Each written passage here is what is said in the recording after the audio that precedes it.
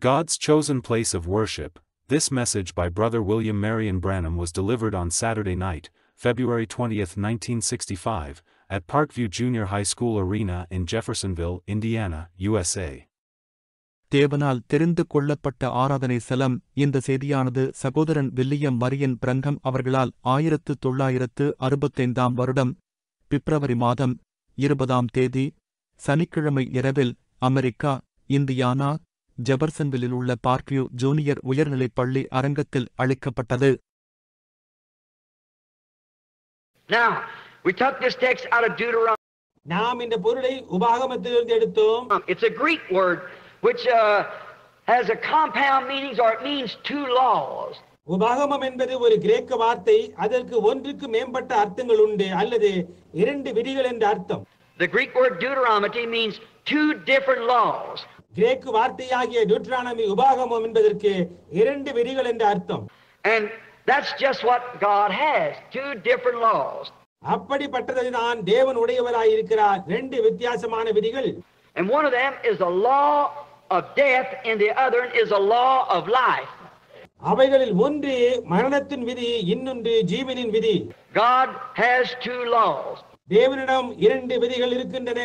To follow him and serve him and worship him is life. To reject it is death. அவரை பின்பற்றுவது, அவரை நேசிப்பது, அவரை ஆராதிப்பது என்பது ஜீவனும், அதை புறக்கணிப்பது என்பது மரணமுமான இரண்டு விதிகள் அவருக்கு இருக்கிறது. There's two laws in God. தேவனுக்குள் இரண்டு விதிகள் இருக்கின்றன. Now, one of those laws was made recognized to the world at Mount Sinai. இப்பொழுது அந்த விதிகளில் ஒன்று சீனாய் மலையில் உலகத்துக்கு அங்கீகரிக்கப்படும்படியாய் கொடுக்கப்பட்டது. God gave the law to Moses and Israel. தேவன் விதியை மோசேக்கும் இஸ்ரவேலுக்கும் கொடுத்தார்.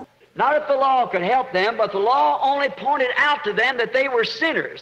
அந்த விதியானது அவர்களுக்கு உதவி செய்யும் என்பதற்காக கொடுக்கப்படவில்லை. ஆனால் அந்த விதியானது அவர்கள் பாவிகளாய் இருந்தார்கள் என்பதைத்தான் சுட்டி காட்டினது. Until that time they didn't know what sin was till they had a law. அந்த நேரம் மட்டும் பாவம் என்ன என்பதை அவர்கள் அறியாதிருந்தார்கள். அதாவது நியாயப்பிரமாணம் அவர்களுக்கு கொடுக்கப்படுமட்டாக. There cannot be a law without a penalty.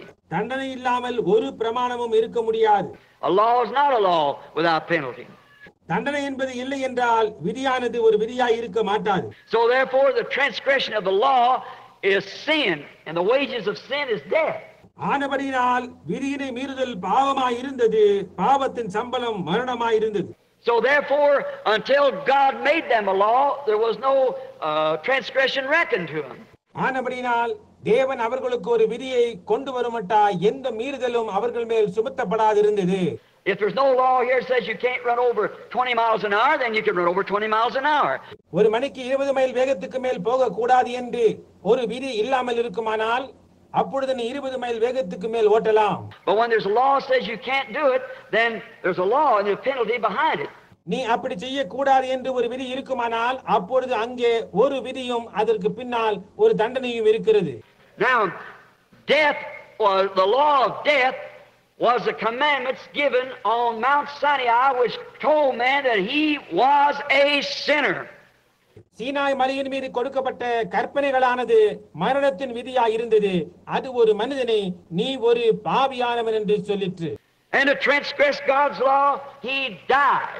தேவனுடைய பிரமாணத்தை மீறுவதென்றால் அவன் மரிக்கிறான். But there's no salvation in the law. ஆனால் அந்த பிரமாணத்தில் ரட்சிப்பு கிடையாது. It was only a policeman that could put you in jail. It had nothing to bring you out with. ஒரு காவல்காரனை போன்று அது உன்னை சிறையில் அடைக்குமே அன்று உன்னை சிறை நின்று வெளியே கொண்டு வரும்படி அதனிடம் வழியே இல்லை. But then he gave another law. That was at Mount Calvary. ஆனால் அதற்கு பின்னர் அவர் இன்னொரு பிரமாணத்தை கொடுத்தார். அது கல்வாரி மலையின் மீது. Where sin was reckoned in Jesus Christ. அங்கே பாவமானது இயேசு கிறிஸ்துவின் மேல் சுமத்தப்பட்டது. And there the penalty was paid. அங்கே தண்டனையானது கொடுத்து தீர்க்கப்பட்டாயிற்று. And not without law, but by grace you are saved by the grace of God through predestination. God's foreknowledge of your being. பிரமாணம் இல்லாமல் ஆனால் கிருபையினாலே நீங்கள் ரட்சிக்கப்பட்டீர்கள். உங்களை பற்றின தேவனுடைய முன்னறிவின்படியான முன்குறிப்பின் மூலமாக தேவனுடைய கிருபையினாலே ரட்சிக்கப்பட்டீர்கள். Now, we see these two laws, Deuteronomy speaking of two laws there was two laws. இந்த இரண்டு பிரமாணங்களை இப்பொழுது நாம் பார்க்கிறோம். உபாகமம் இரண்டு பிரமாணங்களை குறித்து பேசுகின்றது. இரண்டு பிரமாணங்கள் இருந்தன. One was the law of death and the other the law of life. ஒன்று மரணத்தின் பிரமாணமும் இன்னொன்று ஜீவனின் பிரமாணமும் ஆகும். There was also two covenants given to the people. அது மட்டுமல்லாமல் ஜனங்களுக்கு இரண்டு உடன்படிக்கைகளும் கொடுக்கப்பட்டிருந்தது. We're going to speak of them in the morning. அவைகளை குறித்து நாம் காலையில் பேச போகிறோம். One of them was given to Adam on condition. அவைகளில் ஒன்று ஆதாமுக்கு நிபந்தனையின் பேரில் கொடுக்கப்பட்டது. If you do this and don't do that. நீங்கள் இது செய்வீர்களானால் நீங்கள் அதை செய்யாமல் இருப்பீர்களானால் என்று. But that law was broken. Adam, Eve broke that in the Garden of Eden. ஆனால் அந்த பிரமாணமானது உடைக்கப்பட்டாயிற்று. ஆதாமும் ஏவாளும் அதை ஏதேன் தோட்டத்திலே உடைத்து போட்டார்கள். And then God made the second covenant and give that to Abraham, and that law was unconditional. பின்னர் தேவன் இரண்டாவது உடன்படிக்கையை உண்டாக்கி அதை ஆபிரகாமிடம் கொடுத்தார். அந்த உடன்படிக்கையானது நிபந்தனையற்றதாய் இருந்தது. It isn't what you've done or what you will do. நீ என்ன செய்தாய் அல்லது நீ என்ன செய்வாய் என்பதை பொறுத்தல்ல. He said, I've already done it. அவர் சொன்னார், நான் அதை ஏற்கனவே செய்து விட்டேன் என்று. That's grace. That's the law of life. அதுதான் கிருபை, அதுதான் ஜீவனின் பிரமாணம். God did that for Abraham and his seed after him. தேவன் அதை ஆபிரகாமுக்கும் அவனுக்கு பின்வரும் அவனுடைய வித்திற்கும் அதை செய்தார். That's all of Abraham's seed. அது ஆபிரகாமின் வித்தான யாவருக்கும். As the Bible said, all Israel will be saved. வேதம் சொல்லியுள்ளபடி இஸ்ரவேலர் எல்லாரும் ரட்சிக்கப்படுவார்கள். But that don't mean Jews. ஆனால் அது யூதர்கள் என்று அர்த்தம் அல்ல. As Paul said, that Israel which is inward or Israel outward. Pavul சொன்னது போன்று உள்ளரங்கமான இஸ்ரவேலரா அல்லது வெளியரங்கமான இஸ்ரவேலரா? Outward, as we spoke of the other night, it was Isaac's children by sex. வெளியரங்கமாக என்று அன்றொரு இரவு நாம் பேசினது போன்று அது ஈசாக்கின் பிள்ளைகள் சேர்க்கையின் மூலமாக. But the law of God was through Christ, which was Abraham's royal seed, that by grace all Israel is saved. ஆனால் தேவனுடைய பிரமாணமோ கிறிஸ்துவின் மூலமாக அது ஆபிரகாமின் ராஜரீக வித்து, அதாவது கிருபையினால் இஸ்ரவேல் எல்லாரும் ரட்சிக்கப்பட்டார்கள். That's all that's in Christ is saved. Oh, God's second covenant. அது என்னவென்றால் கிறிஸ்துவுக்குள் இருக்கின்ற எல்லாரும் ரட்சிக்கப்படுவார் என்பதாகும். எல்லாரும் தேவனுடைய இரண்டாவது உடன்படிக்கை. But all these things foreshadowed Christ. ஆனால் இவைகள் எல்லாம் கிறிஸ்துவை பற்றின முன்னிழலாய் இருக்கிறது. Now notice the second verse. The second verse here in Deuteronomy 16. இப்பொழுது இரண்டாவது வசனத்தை கவனியுங்கள். உபாகமம் 16 உள்ள இரண்டாவது வசனம். Worship in the place that I have chosen. நான் தெரிந்து கொண்ட ஸ்தலத்தில் ஆராதனை செய்யுங்கள். Now you must worship God, he said, in the place that I have chosen. நான் தெரிந்து கொண்ட ஸ்தலத்திலே நீங்கள் தேவனை ஆராதிக்க வேண்டும் என்று அவர் சொன்னார். Not what someone else chose, but what I have chosen. வேறு யாரோ தெரிந்து கொண்ட ஸ்தலத்தில் அல்ல, ஆனால் நான் தெரிந்து கொண்ட ஸ்தலத்தில். Now if God chose the place, it behooves us then to find out what he said about it. Amen. And where is it? Yes. தேவன் ஒரு ஸ்தலத்தை தெரிந்து கொள்வாரானால் அதை குறித்து அவர் என்ன சொன்னார் என்றும் அது எங்கு இருக்கிறது என்றும் அறிந்து கொள்ள வேண்டியது நம்மேல் விழுந்த கடமையாய் இருக்கிறது. I want to find it because truly I want to worship him. நான் அதை அறிந்து கொள்ள விரும்புகிறேன், ஏனென்றால் நான் அவரை உண்மையாய் ஆராதிக்க விரும்புகின்றேன். We all are here tonight to worship him. அவரை ஆராதிக்கும்படியாகத்தான் நாம் யாவரும் இன்றிரவு இங்கே இருக்கின்றோம். We're sitting here tonight as Methodist, Baptist, Catholic, Jehovah Witness, Christian Science and all, but we're all seeking something. இன்றிரவு நாம் இங்கே மெத்தடிஸ்டுகளாகவும் பாப்டிஸ்டுகளாகவும் கத்தோலிக்கர்களாகவும் யெகோவாவின் சாட்சிகளாகவும் கிறிஸ்தவ விஞ்ஞானிகளாயும் எல்லா மூலமாயும் இங்கே உட்கார்ந்து கொண்டிருக்கிறோம். ஆனால் நாம் யாவரும் ஏதோ ஒரு காரியத்தை தேடிக் கொண்டிருக்கிறோம். We want to know truth. சத்தியத்தை நாம் அறிந்து கொள்ள விரும்புகிறோம். The Bible said, you shall know the truth and the truth shall make you free. நீங்கள் சத்தியத்தை அறிவீர்கள், சத்தியம் உங்களை விடுதலையாக்கும் என்று வேதம் சொல்லுகிறது. Somebody, you can't know what you're doing. You don't know how to do it until you know how to do it. நீ என்ன செய்து கொண்டிருக்கிறாய் என்பதை உன்னால் அறிய முடியாது. அதை எப்படி செய்ய வேண்டும் என்று நீ அறிந்து கொள்ள மாட்டீல். அதை எப்படி செய்வதென்று உனக்கு தெரியாது. You don't know what to do until you know how to do it, rather. அதை எப்படி செய்ய வேண்டும் என்று நீ அறிந்து கொள்ள மாட்டீல். உனக்கு என்ன செய்வதென்றே தெரியாது சகோதரனே. You must know what you're doing and how to do it. நீ என்ன செய்கிறாய் என்றும் அதை எப்படி செய்ய வேண்டும் என்றும் நீ அறிந்திருக்க வேண்டும். This shows us that God has a meeting place for His worshipers, and one certain place, and that place only God meets His worshipers.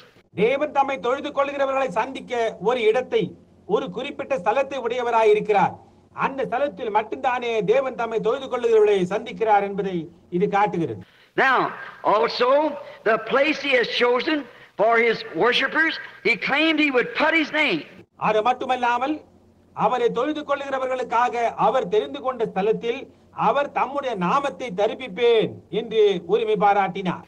Now let's search out and find through the scriptures where this place is. இப்பொழுது நாம் வேத வார்த்தைகளை கூடாக ஆராய்ந்து பார்த்து இந்த ஸ்தலம் எங்கே இருக்கிறது என்று கண்டறிவோம். Surely, if God said He had put His name in this place where He had chosen to meet the people and worship with them, or them worship Him rather.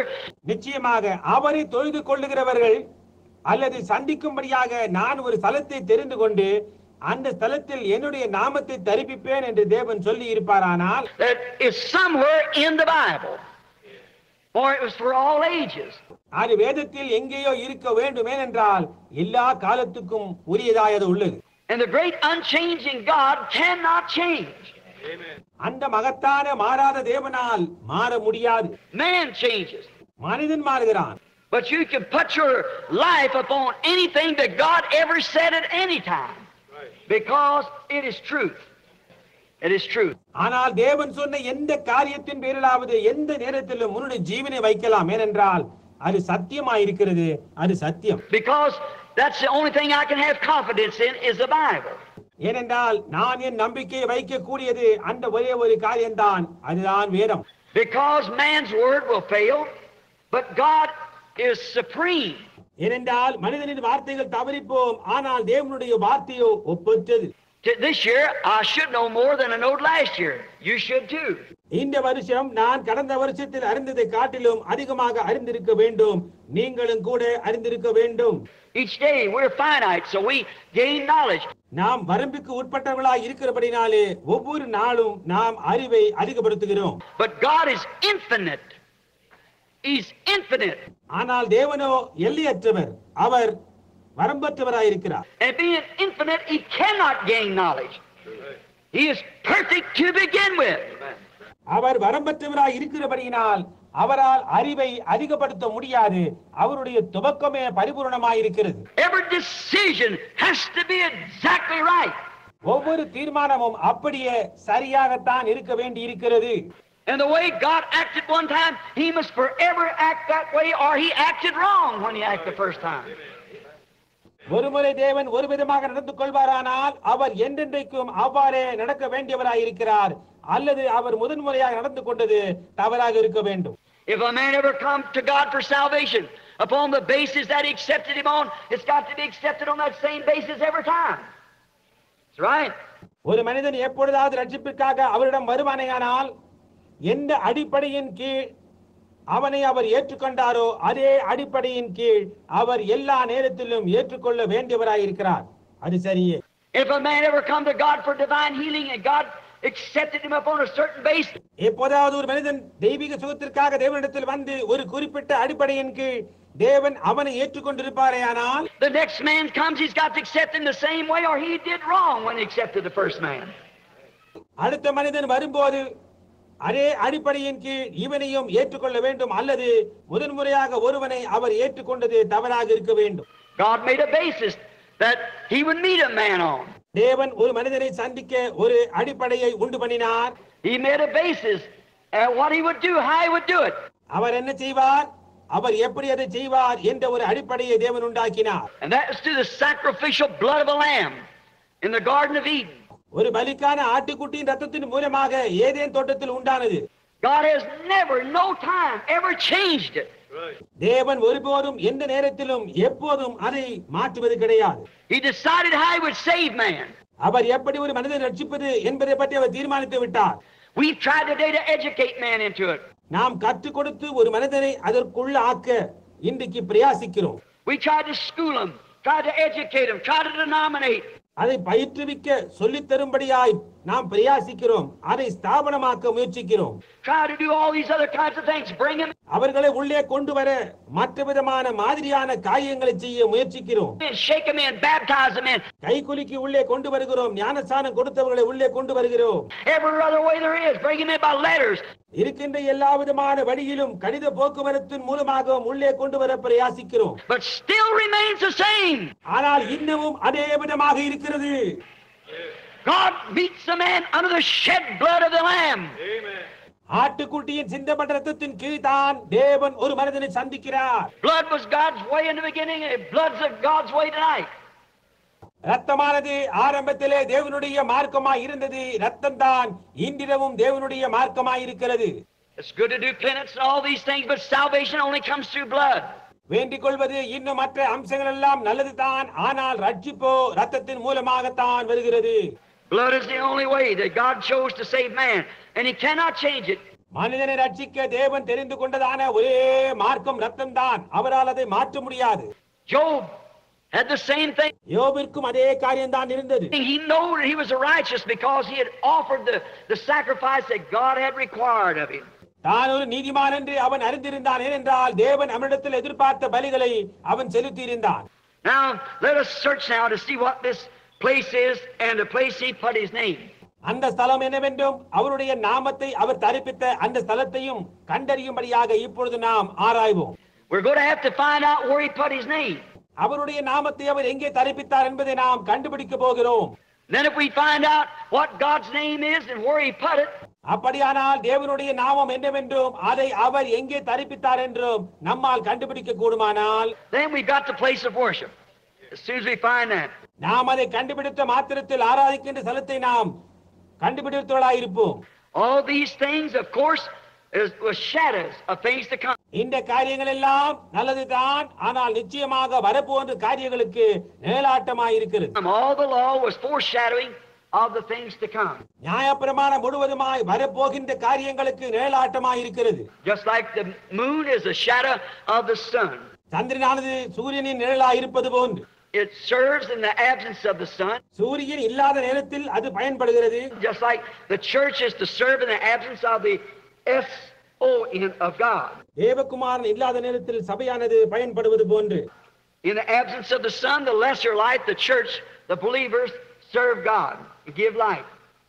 In the absence of the sun, குமாரன் இல்லாத நேரத்தில் குறைவான வெளிச்சமாகிய சபையானது விசுவாசிகளானவர்கள் தேவனை சேவித்து குமாரன் இல்லாத நேரத்தில் ஒளியை கொடுக்கிறார்கள். but when the sun rises, you don't see the moon no more because it's gone down.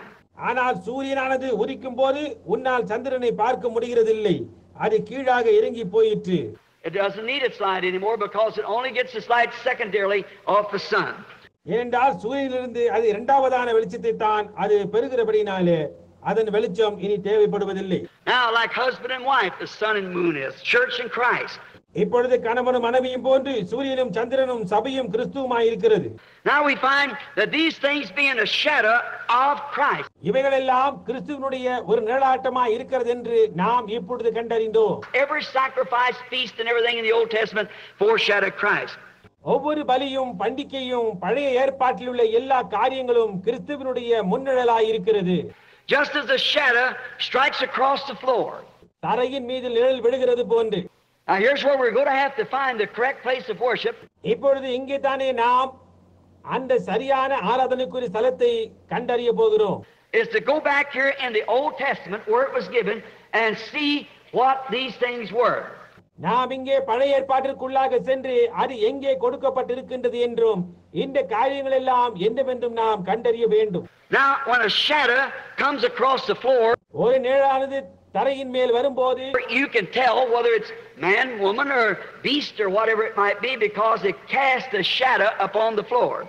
அது ஒரு மனிதனா மனுஷியா அல்லது மிருகமா அல்லது அது எதுவாக இருந்தாலும் சரி, உங்களால் அதை சொல்ல முடியும், ஏனென்றால் அது ஒரு நிழலை தரையில் காட்டுகிறது. And as that shadow gets shorter, அந்த நிழலானது குறுக துவக்கும் போது, the shadow being a negative, and there cannot be a negative without a positive. நிழலானது நெகட்டிவாக இருப்பதினால் பாசிட்டிவ் இல்லாமல் ஒரு நெகட்டிவ் இருக்க முடியாது. Therefore, when the positive becomes closer to the negative is swallowed up in the positive. ஆனபடினால் பாசிட்டிவான நெகட்டிவிற்கு அருகில் வரும்போது நெகட்டிவானது பாசிட்டிவினால் விழுங்கப்படுகிறது. The shadow and the positive comes together, and that's what makes it then the positive. நிழலும் பாசிட்டிவும் ஒன்றாக சேர்ந்து வருகிறது. அதுதான் அதனை ஒரு பாசிட்டிவாக ஆக்குகிறது. And if all the old things the Bible said in the Old Testament were shadows of the things to come, வேதமானது பழைய ஏற்பாட்டில் சொல்லப்பட்டிருக்கின்ற பழைய காரியங்கள் எல்லாம் வரப்போகின்ற காரியங்களுக்கு நிழலாக இருக்குமானால், then therefore Christ was a shadow of things to come. அப்பொழுது கிறிஸ்து தான் வரப்போகின்ற காரியங்களின் நிழலாயிருந்தார். So we can see by the Old Testament types where he chose to put his name and for now. ஆகவே பழைய ஏற்பாட்டின் பாவனைகளில் எங்கே அவர் தமது நாமத்தை தரிப்பிக்க தெரிந்து கொண்டார் என்று இப்பொழுது எங்கே இருக்கிறது என்றும் நம்மால் காண முடியும். Now as the shadow crosses the floor, I said is a negative, being a type. இப்பொழுது நிழலான தரையின் மேல் விழுகிறது. அது நெகட்டிவ், ஒரு பாவனையாய் இருக்கின்றது நான் சொன்னேன். So we the worshipers also can see the shadows of the Old Testament fading into the positive of the new. ஆகவே பழைய ஏற்பாட்டின் நிழலானது புதிய ஏற்பாட்டின் பாசிட்டிவிற்குள் ஒன்றாகின்றது. தொழுது கொள்ளுகிறவர்களுமாகிய நாமும் கூட காண முடியும். Now all the feasts, the holidays, all the tabernacle, all the wood, everything in the tabernacle, everything type Christ. இப்பொழுது எல்லா பண்டிகைகளும் விடுமுறைகளும் எல்லா கூடாரங்களும் எல்லா மரமும் வாசஸ்தலத்தில் உள்ள எல்லா காரியங்களும் கிறிஸ்துவுக்கு பாவனையாய் இருந்தது. All the offerings, all the laws, everything was a type of Christ. எல்லா பலிகளும் எல்லா பிரமாணங்களும் எல்லா காரியங்களும் கிறிஸ்துவுக்கு பாவனையாய் இருக்கிறது. We've been through it time after time here at the tabernacle. இங்கே இந்த கூடாரத்தில் காலகாலமாக நாம் அவைகளை எல்லாம் தியானித்தோம். Then we see by these that every creed, church and denomination is left far behind. அப்படியானால் ஒவ்வொரு கோட்பாடும் சபையும் ஸ்தாபனமும் எங்கேயோ தூரத்தில் விடப்பட்டுள்ளதை இவைகளால் நாம் காணுகின்றோம். It's not even in the race at all. அது பந்தயத்திலும் கூட இல்லவே இல்லை. Every creed, every church, every denomination is completely left out. ஒவ்வொரு கோட்பாடும் ஒவ்வொரு சபையும் ஒவ்வொரு ஸ்தாபனத்தின் முற்றிலுமாக விடப்பட்டுள்ளது. There's no place for them at all. அவைகளுக்கு கொஞ்சம் கூட இடமே இல்லாமல் போயிற்று. Nothing is typed in the Old Testament or anywhere in the Bible of the church but the forced unity of Babel Tower. பழைய ஏற்பாட்டிலோ அல்லது வேதத்தில் எந்த இடத்திலும் சபையை குறித்து பாவனையாய் சொல்லப்படவே இல்லை. ஆனால் பாபேல் கோபுரத்தில் உண்டான பலவந்தமான ஒன்றுபடுதலை பற்றி இல்லாமல் வேறொன்றும் சொல்லப்படவில்லை. That's the only thing that types the unity. அந்த காரியம் ஒன்று மட்டுமே ஒன்றுபடுதலை குறித்த பாவனையாய் உள்ளது. Because it was by Nimrod, a wicked man who went out and forced all the little countries to come into one place in this great tower. ஏனென்றால் பொல்லாத மனுஷனாகிய நிம்ரோத் புறப்பட்டு போய் எல்லா சிறிய நாடுகளையும் பலவந்தமாக ஒன்றுபடுத்தி இந்த மகத்தான கோபுரத்திற்கு கொண்டு வந்தான். It was a religious worship, of course, but not considered in the Word of God. அது உண்மையாகவே ஒரு மத சம்பந்தமான ஆராதனை, ஆனால் தேவனுடைய வார்த்தையில் அது அங்கீகாரம் பண்ணப்படவில்லை. So there is where you see denominational religion type the Tower of Babel in the Old Testament. ஆகவே அங்கே தான் நீங்கள் ஸ்தாபன மார்க்க பாவனையாய் இருப்பதை உங்களால் காண முடியும். அதாவது பழைய ஏற்பாட்டில் உள்ள பாபேல் கோபுரம். Which this religion was certainly a religion, but not the religion of the Word of God. இந்த மார்க்கமானது உண்மையாகவே ஒரு மார்க்கம், ஆனால் தேவனுடைய வார்த்தையின் மார்க்கம் இதுவல்ல. God has not chosen to put His name in any denomination. எந்த ஸ்தாபனத்திலும் தேவன் தம்முடைய நாமத்தை தரிப்பிக்கும்படியாய் தெரிந்து கொள்ளவில்லை. I want the scripture for it if it is. அது அப்படியாய் இருக்குமானால் எனக்கு அதற்கு ஆதாரமான வேத வார்த்தைகள் தேவை. I know they claim He has, but He hasn't. அவரிடத்தில் அப்படித்தான் செய்தார் என்று கூறுகிறார்கள், ஆனால் அப்படி செய்யவில்லை. He cannot put His name in many places because He said He put His name in one place. And that one place. அவர் தம்முடைய நாமத்தை பல இடங்களில் தரிப்பிக்க மாட்டார் என்றால் அவர் தம்முடைய நாமத்தை ஒரு ஸ்தலத்தில் சூட்டுவேர் என்று சொன்னார். அந்த ஒரு ஸ்தலமானது. Each one of our denominations won't say they are that place, but it's contrary. நாங்கள் தான் அந்த ஸ்தலம் என்று ஒவ்வொரு ஸ்தாபனமும் சொல்லிக்கொள்ள விரும்புகிறது, ஆனால் அது முரண்பாடானது. But where did He put His name? ஆனால் அவருடைய நாமத்தை அவர் எங்கே தரிப்பித்தார்? Now, and What is his name first? இப்பொழுது முதலாவதாக அவருடைய நாமம் என்ன? We'll have to find what God's name is before we can find what it is he's putting in the place. அவர் அந்த இடத்தில் என்ன தரிப்பிக்கிறார் என்பதை நாம் கண்டறியும் முன்னர் தேவனுடைய நாமம் என்ன என்று நாம் கண்டறிய வேண்டும். Now we find out that he had many titles. அவருக்கு अनेक பட்டப்பெயர்கள் உண்டு என்று நாம் கண்டறிந்தோம். He was called Father, which is a title. அவர் பிதா என்று அழைக்கப்பட்டார், அது ஒரு பட்டப்பெயர். And he was called Son, which is a title. அவர் குமாரன் என்று அழைக்கப்பட்டார், அது ஒரு பட்டப்பெயர்.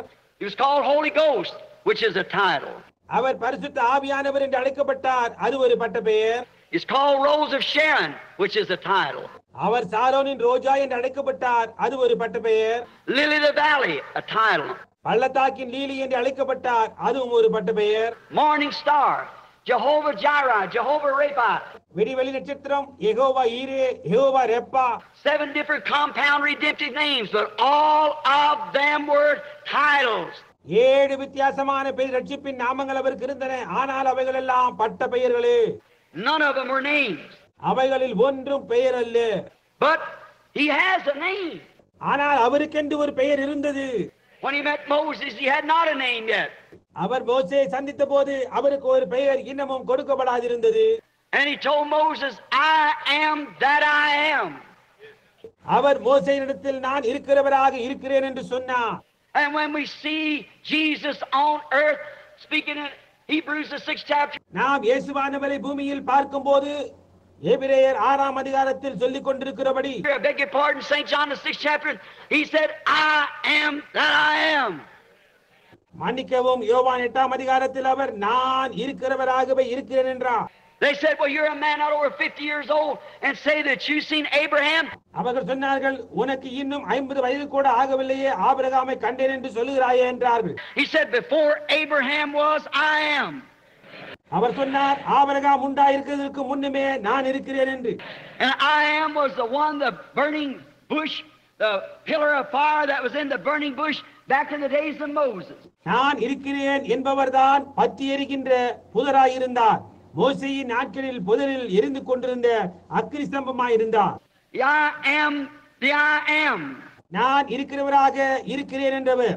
Now we find out that Jesus said also, I came in my Father's name, and you receive me not.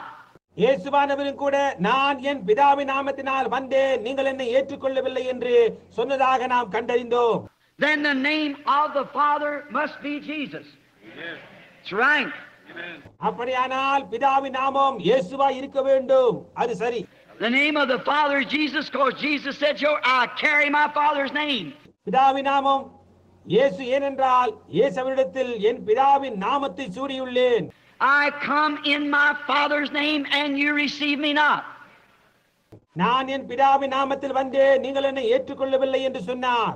Then his name was Jesus. அப்படியானால் அவருடைய நாமம் இயேசு. And Gabriel called him Jesus, the prophets called him Jesus, and he was absolutely Jesus. Gabriel அவரை இயேசு என்று அழைத்தான், தீர்க்கதரிசிகள் அவரை இயேசு என்று அழைத்தார்கள். அவர் முற்றிலுமாக இயேசுவாய் இருந்தார். Before his birth, even the holy prophet called his name Emmanuel, which is God with us. அவருடைய பிறப்பிற்கு முன்பாக பரிசுத்த தீர்க்கதரிசிகளும் கூட அவருடைய நாமத்தை இம்மானுவேல் என்று அழைத்தார்கள். அதற்கு தேவன் நம்மோடு இருக்கிறார் என்று அர்த்தமா. Then God was manifested in the flesh in order to take away the sin of the world. உலகத்தின் பாவத்தை நீக்கும்படியாக தேவன் மாம்சத்தில் வெளிப்பட்டார். And in doing so, he was given the name of Jesus. அந்த கிரியை அவர் செய்வதில் அவருக்கு இயேசு என்ற பெயர் கொடுக்கப்பட்டது. So Jesus is the name. ஆகவே இயேசு என்பதுதான் அவருடைய நாமமாய் இருந்தது. And the name was placed in a man. அந்த நாமமானது ஒரு மனிதனின் மேல் தரிப்பிக்கப்பட்டது. Not a church, not a denomination, not a creed, but a man.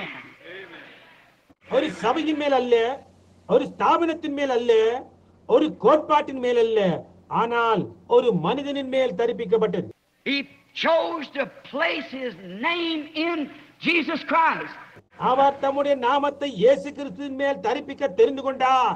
Now we find out that then he becomes the place of God's worship, where you worship him.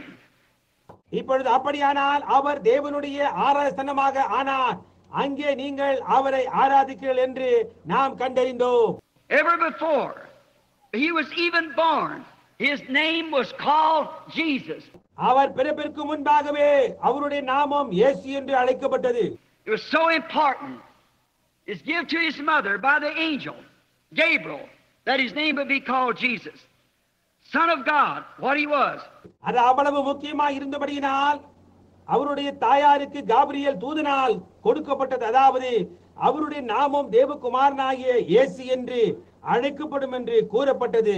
அவர் அப்படியா இருந்தார். There we have it then. This is it. Alone. It is for him alone. அப்படியானால் அந்த நாமம் இயேசு என்பது நமக்கு கிடைத்து விட்டது. அது இயேசுவின் நாமம் மட்டுமே தான். அந்த நாமம் அவர் ஒருவர் பேரில் மட்டுமே. God's chosen place of worship. தேவனுடைய தெரிந்து கொள்ளப்பட்ட ஆராதனை ஸ்தலம். God's place God chose to meet man was not in a church, not in a denomination, not in a creed, but in Christ. தேவனுடைய ஸ்தலம், தேவன் மனிதனை சந்திப்பது ஒரு சபையில் அல்ல, ஒரு ஸ்தாபனத்தில் அல்ல, ஒரு கோட்பாட்டில் அல்ல, ஆனால் கிறிஸ்துவுக்குள் சந்திக்கும்படியாய் தெரிந்து கொண்டார். That's the only place that God will meet a man and he can worship God is in Christ. அந்த ஒரு ஸ்தலத்தில் மட்டும்தான் தேவன் மனிதனை சந்திப்பார், அங்கே அவன் ஆராதிக்க கூடும், அது கிறிஸ்துவுக்குள். That's the only place. இருக்கின்றதான ஒரே ஒரு ஸ்தலம் அதுவே. No matter if you're Methodist, Baptist, Catholic, Protestant, whatever you might be. ஓ நீ ஒரு மெத்தடிஸ்டாகவோ பாப்டிஸ்டாகவோ கத்தோலிக்காகவோ புராட்டஸ்டன்ட் ஆகவோ நீ என்னவா இருந்தாலும் சரி, அக்கறை இல்லை. There's only one place that you can correctly worship God, that's in Christ. நீங்கள் சரியான விதமாய் ஆராதிக்கத்தக்கதான ஸ்தலம் ஒன்றுதான் உண்டு, அது கிறிஸ்துவுக்குள். Romans 8:1 said there is therefore now no condemnation to them that are in Christ Jesus, that walk not after the flesh but after the Spirit. ரோமர் 8:1 சொல்லுகிறது, ஆனபடியினால் கிறிஸ்து இயேசுவுக்கு உட்பட்டவர்களாய் இருந்து மாம்சத்தின்படி நடவாமல் ஆவியின்படி நடக்கிறவர்களுக்கு ஆக்கினை தீர்ப்பில்லை என்று. That's the gospel. அதுதான் சுவிசேஷம். We can differ upon creeds, we can differ upon man-made theories. நாம் கோட்பாடுகள் வித்தியாசப்பட்டிருக்கலாம், மனிதனால் உண்டாக்கப்பட்ட தத்துவங்கள் நமக்கு வித்தியாசமாய் இருக்கலாம். You can go to a Methodist church, you have to be a Methodist, a Baptist, a Catholic, a Catholic. நீங்கள் ஒரு மெத்தடிஸ்ட் சபைக்கு போகலாம், ஆனால் நீ ஒரு மெத்தடிஸ்டா இருக்க வேண்டும். ஒரு பாப்டிஸ்ட் சபையானால் ஒரு பாப்டிஸ்டாக, ஒரு கத்தோலிக்க சபையானால் ஒரு கத்தோலிக்கனாக இருக்க வேண்டும். But when once you're baptized into Christ and become a member of his body, there's no differences. ஆனால் ஒருமுறை கிறிஸ்துவுக்குள்ளாக ஞானசானம் பெற்று அவருடைய சரீரத்தின் ஒரு அங்கமாக ஆனால் அங்கே வித்தியாசங்கள் ஒன்றுமே இல்லை. The middle walls of petition is torn down and you are free because you're in Christ Jesus. நடுசுவ தடுப்புகள் தகரப்பட்டாயிற்று, நீ விடுவிக்கப்பட்டிருக்கின்றாய், ஏனென்றால் நீங்கள் கிறிஸ்து இயேசுவுக்குள் இருக்கின்றீர்கள். And you worship God in spirit and in truth when you are in Christ Jesus. நீங்கள் கிறிஸ்து இயேசுவுக்குள்ளாக இருக்கும்போது நீங்கள் ஆவியோடும் உண்மையோடும் தேவனை தொழுது கொள்ளுகிறீர்கள். It's God's plan for you to worship him in Christ Jesus. நீங்கள் அவரை கிறிஸ்து இயேசுவுக்குள் ஆராதிப்பது தேவனுடைய திட்டமாய் இருக்கிறது. Now, no church denomination can claim this. No one can claim that. எந்த ஒரு சபை ஸ்தாபனமும் யார் ஒருவரும் இதை உரிமை பாராட்ட முடியாது. How dare you to make such claims? அப்படி நீங்கள் செய்வீர்களானால் என்ன ஒரு துணிச்சல் உங்களுக்கு? To do such a thing would be an antichrist spirit. அப்படிப்பட்ட ஒரு காரியத்தை செய்வது அது அந்தி கிறிஸ்துவின் ஆவியாயிருக்கும். Be taken away from Christ. To take from him.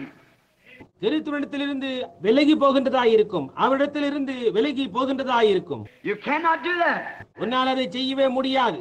Christ is the only place that God meets the worshipers.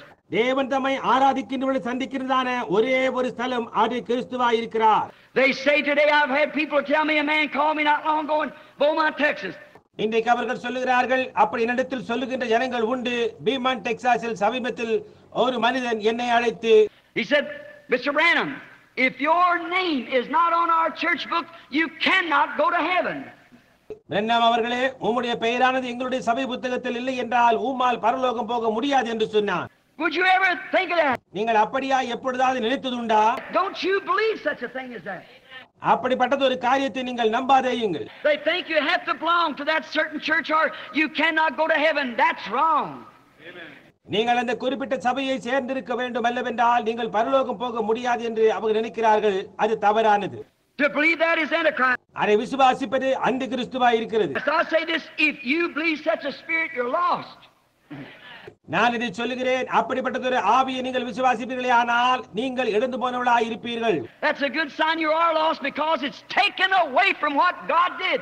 நீங்கள் இழந்து போய்விட்டீர்கள் என்பதற்கு அது ஒரு நல்ல அடையாளமாய் இருக்கிறது. ஏனென்றால் தேவன் செய்த வழியிலிருந்து அது உங்களை தூர கொண்டு போகிறதா இருக்கிறது. God never put his name in any church.